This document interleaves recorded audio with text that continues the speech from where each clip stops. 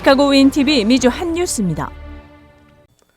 갤런당 5달러 선을 넘어 거의 6달러에 달하는 가스값과 인플레이션 속에서도 올해 7월 4일 독립기념일 연휴 기간 동안 오헤어 공항과 미드웨이 공항을 거쳐 여행길에 오르는 여행객이 팬데믹 이후 최고조인 160만 명에 이를 것으로 보입니다.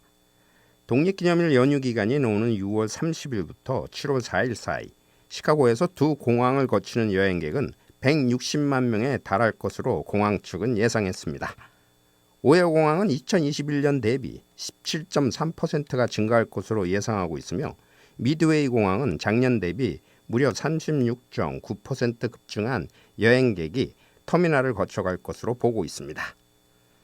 전미 자동차 클럽 AAA는 고유가와 치솟는 물가에도 여름 휴가의 시작을 알리는 연중 가장 큰 연휴 중 하나인 독립기념일에 대한 시카고 주민들의 여행 수요는 높아질 것으로 분석했습니다.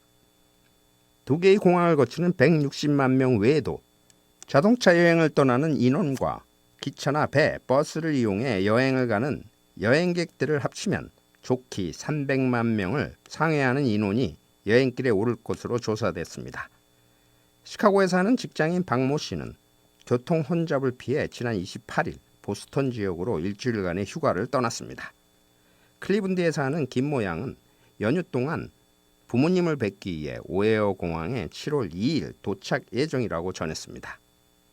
항공기 연착이나 결항 사태 속에서도 연휴 동안 가족과 친구를 만나는 것을 미룰 수는 없는 것 아니냐고 반문했습니다. 미 중서부에서의 여행 선호지는 동부의 뉴욕이나 나이아가라 폭포 등을 비롯해 서부의 라스베가스, 샌디에고, 그랜드 캐년, 요세미티 국립공원 등인 것으로 나타났습니다. 오헤어 공항과 미드웨이 공항 측은 이번 연휴 중 많은 혼잡이 예상된다며 해당 항공편 출발 서너 시간 전에 공항에 도착할 것을 공고했습니다. 또 공항 웹사이트를 통해 사전에 주차장과 교통정보 등을 숙지하고 여행길에 오를 것을 아울러 조언했습니다. 윈티비 뉴스 이존봉입니다.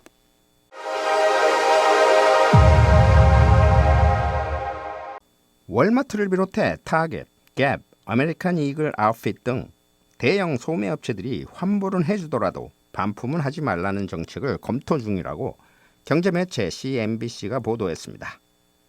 유류가 상승과 제품의 공급망 혼선이 계속되면서 재킷, 운동복, 후드티, 정원용 가구, 아동 장난감 등에 이르기까지 수많은 제품의 재고가 쌓이는 바람에 보관이 어려워지고 그 비용도 늘어나기 때문입니다.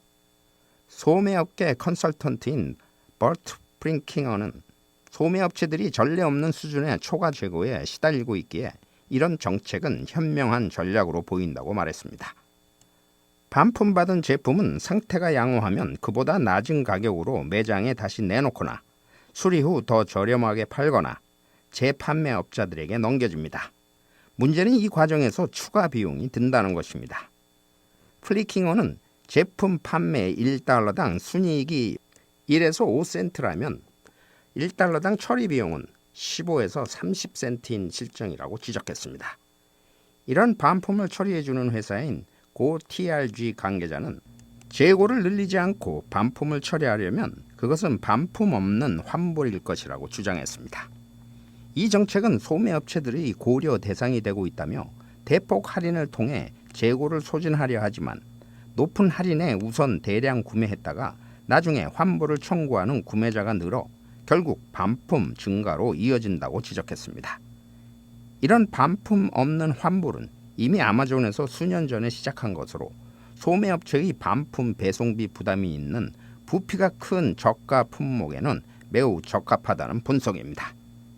윈티비 뉴스 이존봉입니다.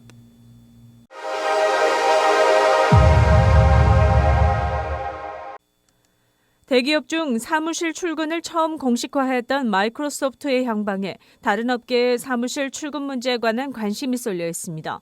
마이크로소프트는 지난 4월부터 단계적인 사무실 복귀를 지시한 바 있습니다. 직원들에게 근무 시간의 최대 50%를 사무실에서 근무할 것을 요구하는 혼합 업무 방식을 택했습니다. 그 후 3개월가량 돼가는 현재 회사는 복귀 직원이 꾸준히 증가한다고만 밝히고 있습니다. 회사 측은 2023년 초나돼야 사무실 복귀율과 혼합 근무, 재택근무 등의 정확한 비율이나 효율성을 따질 수 있을 것 같다고 덧붙였습니다. 대부분의 다른 기업들도 혼합 업무 방식 속에서 코로나19 등의 추이를 예의주시하며 직원들의 출근을 조율하고 있는 것으로 알려졌습니다. 현재 대학에 재학하고 있는 학생들의 연봉 기대치가 최근 급등하는 인플레이션 추세와 더불어 상승하는 것으로 나타났습니다. 교육 플랫폼 클레버가 대학생들을 상대로 실시한 조사에 의하면 첫 직장에서의 초봉 기대치는 평균 10만 4천 달러이지만 실제 평균 초봉은 5만 5천 달러에 머물 것으로 예상했습니다. 인플레이션이 자연스럽게 대학생의 연봉 기대치를 높였으며 최근 8%에 달하는 물가 인상률에 맞춰서 연봉을 받기를 원하기 때문입니다.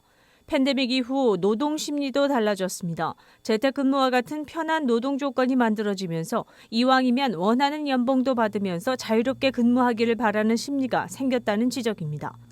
이같이 연봉 기대치가 실제 책정액과의 차이가 가장 많이 나는 현상은 저널리즘을 전공한 학생들에게 심한 것으로 드러났습니다. 실제 평균 초봉이 4만 5천 달러지만 기대치는 10만 7천 달러로 예상됐습니다. 인문계나 문과계열 학생의 기대치도 평균 10만 6천 달러지만 실제 평균은 4만 6천 달러입니다.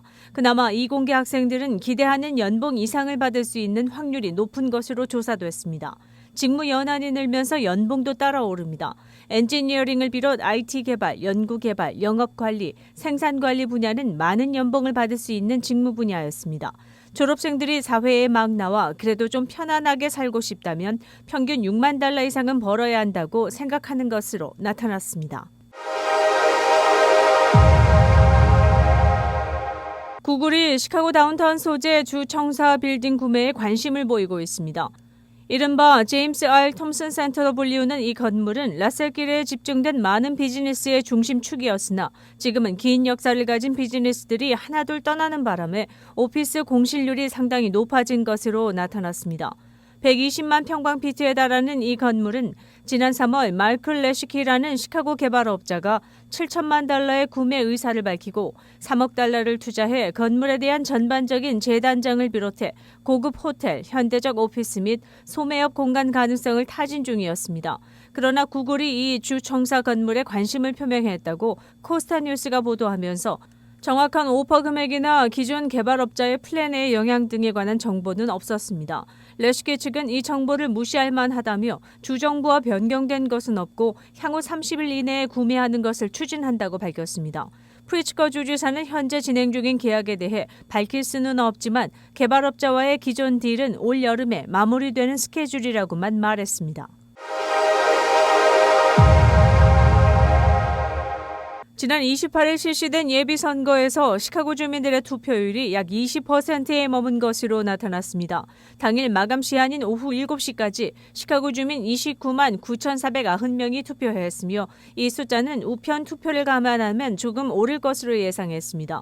시카고 선거관리위원회 측은 유권자 중 65세 이상 74세까지의 주민 6만 2,447명이 투표소를 찾았다고 덧붙였습니다.